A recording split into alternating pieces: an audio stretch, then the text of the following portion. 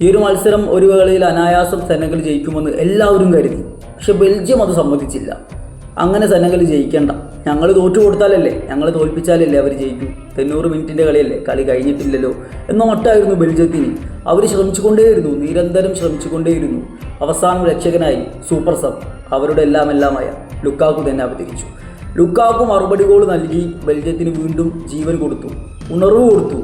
വീണ്ടും തിരിച്ചടിച്ചു ക്യാപ്റ്റൻ ടിലമൻസിലൂടെ 2-2 എമ്മാതിരി മത്സരം.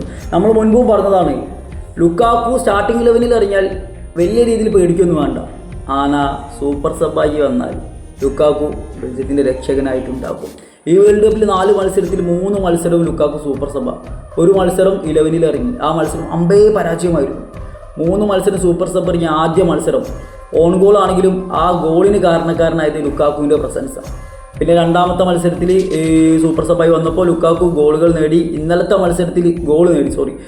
മത്സരത്തിൽ സൂപ്പർ സബ്ബായി വന്നപ്പോഴും നിർണായക ഗോള്, ആദ്യ ഗോള് 2-0 നിൽക്കുമ്പോൾ 2-1 ലുക്കാക്കുവിൻ്റെ പ്രസൻസാണ്.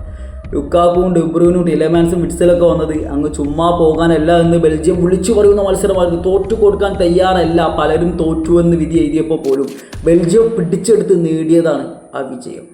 അവർ അങ്ങ് ചുമ്മാ പോകാൻ വന്നതല്ല. ഇനി വേണമെങ്കിൽ കുറച്ച് പേടിക്കാം ബെൽജിയത്തെ. കാരണം സെനഗൽ അനായാസം ജയിക്കുമെന്ന് കരുതിയപ്പോൾ പോലും തോറ്റു കൊടുക്കാൻ അവർ തയ്യാറില്ല. തോറ്റു കൊടുക്കാൻ തയ്യാറല്ലാത്ത ടീമിനെ കുറച്ച് പേടിക്കുന്നത് നല്ലതാണ്. ബെൽജിയം ടീമുണ്ട് കേട്ടോ. ഗ്രൂപ്പ് സ്റ്റേജിൽ പെർഫോമൻസ് വന്നിട്ടില്ലെങ്കിലും അവർ ടീം ഉണ്ടായിരുന്നു.